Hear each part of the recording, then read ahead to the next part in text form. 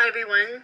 Okay, I am here in the South China Morning Post, Monday, June 9th, 2014, and I'm reading this article right here about the Swiss private banks give up secrecy tradition. Yes, they have to comply to the U.S. laws also now. So this is what it says. It says Switzerland's exclusive private banking sector is turning the page on the business model that crafted its fortune and reputation amid higher international regulations and a crackdown on tax cheats, insiders say. So this is just part of the FATCA laws also. They can't escape. Amid international pressure on Swiss banks to make amends for past practices of allowing and even helping foreign nationals to hide assets from the taxman at home, foreign nationals, this is the U.S. The sector has been undergoing a seismic shift and is even bracing to give up its cherished tradition of banking secrecy. In this climate, there was no point for the tradition-laden private banking sector to hang on to an idealized but now re-evaluated past, said Christoph Gloer, the head of the Association of Swiss Private Banks, who also heads the La Roche & Company private bank. So here's a picture of Credit Suisse, and the caption under it, Credit Suisse was slapped with a $2.6 billion fine last month amid a criminal probe by the U.S. Justice Department. Isn't that incredible?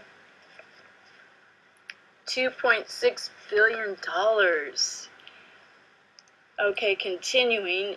Instead, he told bankers gathered for the association's General Assembly in Basel, and Basel is where the Bank of International Settlements is too, that Switzerland's private banks, many of them still controlled by their founding families, should face the new reality to better build the future. Globalization. No privacy at all, ever. Switzerland agreed a few weeks ago to phase out its long tradition of banking secrecy over the next 2 years. So that will take us into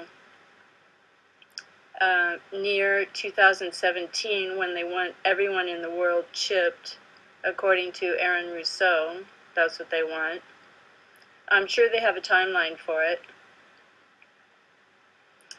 Caving to pressure from foreign governments, who would that be, that have become increasingly eager to lay their hands on hidden assets since the 2008 global financial crisis. But you know, those foreign governments that want to lay their hands on the hidden assets are who? Who in the government will get that money? They'll have money to wage more wars, I guess. The country reluctantly agreed to opening the way to an automatic exchange of banking data. Oh, I just hate this. Laying waste to, and I don't even have very much money in the bank, but can you imagine how most people who have a lot in there? Not that, you know, I'm not trying to justify people avoiding taxes, but still, just that you have to give up all your privacy is really, really creepy. Let's see, laying waste to its long conviction that accounts should be taxed, but all information about them should remain confidential. See, that's fair. They should be taxed, but remain confidential. It's time to recognize that unlike the United States, this is an interesting statement, Switzerland does not have the capacity to impose its views on the rest of the world, even if they are based on reasonable concepts, Gloer said. I think he's being really sarcastic there. And what are those views on the rest of the world? I don't know, satanic system. Switzerland has reached deals with the U.S. aimed to end a dispute over charges that Swiss banks in the past helped U.S. citizens hide billions of dollars from tax authorities. See, now it comes out in the second part of this article that it's not just foreign governments and foreign nationals, it's the U.S. and U.S. citizens. More than a dozen Swiss banks have been under criminal investigation by the U.S. Justice Department, including the country's second largest bank, Credit Suisse, which was slapped with a hefty $2.6 billion US dollar fine last month. The country's largest private bank, Julius Baer, is also on that list. Many other private banks have, meanwhile, signed up to a program where they acknowledge they may have unwittingly helped U.S. citizens to dodge taxes and say they will agree to pay large fines in exchange for avoiding criminal prosecution. Isn't this funny? It's like one criminal charging another criminal. That's how corrupt the world is. That's how evil this corrupt world system is, you know? Criminals are charging other criminals and trying to prosecute criminals. France has also launched a program to flush out undisclosed French funds, which Finance Minister Michel Sapin maintains.